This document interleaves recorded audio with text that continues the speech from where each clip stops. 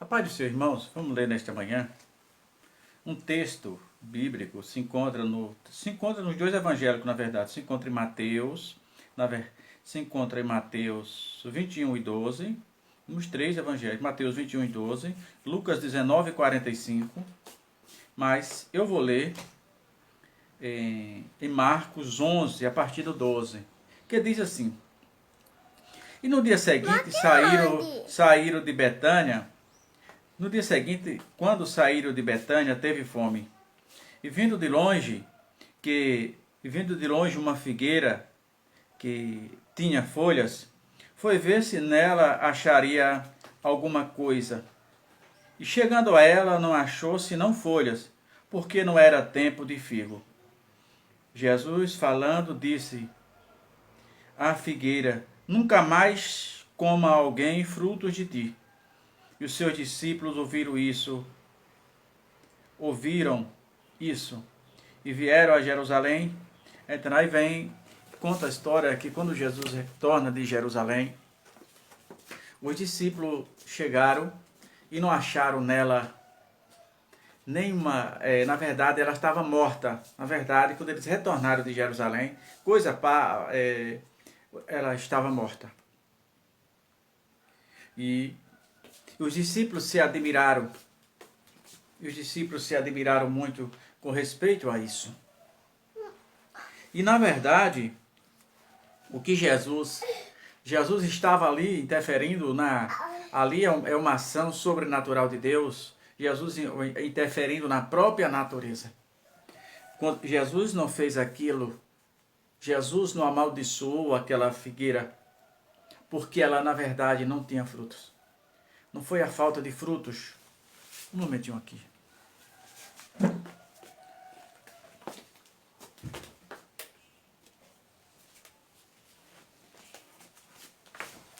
Fazer as coisas sozinho, às vezes acontece isso.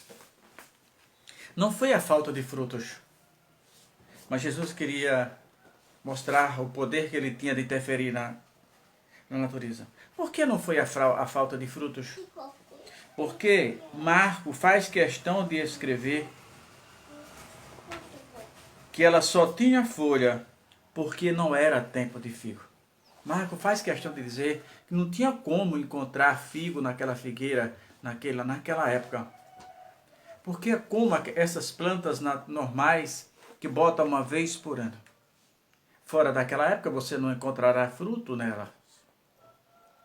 Assim como as demais plantas, né, como as demais árvores frutíferas. E assim foi. Mas Jesus queria nos dar uma lição de como ele era. De como ele tem poder. De que ele é o Senhor de todas as coisas. E de que não cai uma folha sequer sem a sua permissão. Mas também Jesus queria nos chamar a atenção para uma coisa que é de fundamental importância. Qual é o seu fruto? O fruto é aquilo que deixamos para as próximas gerações. Como as pessoas irão nos lembrar? As pessoas irão lembrar das obras que nós falamos, daquilo que nós fazemos. Como você gostaria que as pessoas lembrassem de você? Que tipo de frutos? Jesus também fala lá na frente, já se referindo ao fruto. Ele diz: uma árvore boa não produzirá maus frutos. Ele diz também que uma árvore má não tem como produzir bons frutos. Aí ele diz: é pelos frutos que conhece a árvore. Então, nada que venhamos a fazer, nada que venhamos a falar é tão importante o quanto aquilo que as pessoas veem sobre mim, sobre você. As nossas ações, as nossas atitudes, o nosso caráter, a nossa personalidade. Jesus amaldiçoou uma árvore porque não tinha fruto. E quantos de nós, às vezes, estamos nos tornando pessoas infrutíferas? Nada que, às vezes, que falamos edificam mais. Nos alimentamos, às vezes, muito mais das derrotas do que das vitórias.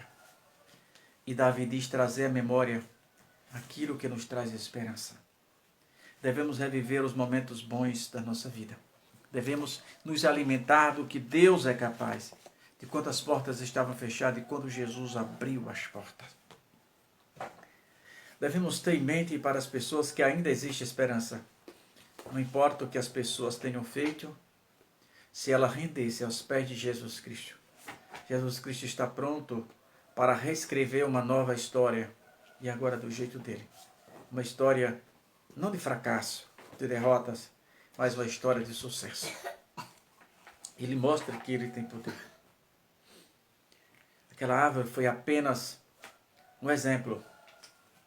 Quando Jesus se dirigiu àquela árvore, ele sabia que ela não tinha fruto. Ele sabia. Porque Marco disse que não era tempo. Mas Jesus queria falar isso. Que Ele é o Senhor do tempo e todas as coisas. Que Ele interfere na natureza, em tudo o que Ele quer. Que Ele é o Senhor dos céus e da terra. E que nada se furta diante do teu poder, da sua glória. Então, que tipo de fruto? Talvez, diante de Deus, estejamos como aquela figueira, que sem fruto algum.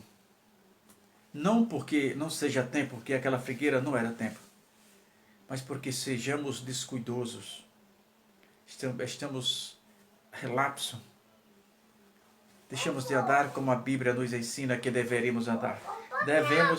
Devemos pregar, devemos andar como a luz da palavra de Deus. Perfeito nunca seremos. Ninguém é perfeito na face da terra. Mas existem aqueles que andam se forçando para alcançar o mínimo necessário para encontrar com o Senhor e Salvador Jesus Cristo. O Senhor Jesus Cristo está perguntando talvez para mim e para você: aonde estão os teus frutos?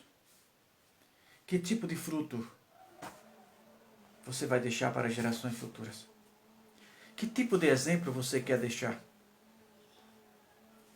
As pessoas se alimentarão de quê ao lembrar de você? Então, meu amigo, minha amiga, vamos pensar nisso. Ainda existe esperança. Não importa o que o homem tenha feito ou venha fazendo. Se ele deixar Jesus entrar no seu coração, se ele fizer uma nova aliança com Cristo, se ele consertar as brechas espirituais, e dizer: Senhor, cuida da minha vida, Senhor, toma a minha vida nas tuas mãos. Se disser: Senhor, eu quero ser um vaso, mas não é um vaso comum, quero ser um vaso usado, Jesus está pronto para responder a sua oração, os seus pedidos. Creia, Jesus é a única saída, Jesus é a única esperança. Nessa vida nós não temos amigo. O amigo fiel e verdadeiro é Jesus Cristo de Nazaré. É aquele que faz tudo por cada um de nós e nos lança em rosto. Creia nisso. E pense nos frutos que iremos deixar. Pense assim: de que forma, e o melhor, de que forma você gostaria de ser lembrado pelas gerações futuras? Ainda há tempo de mudar a sua história. Pense nisso.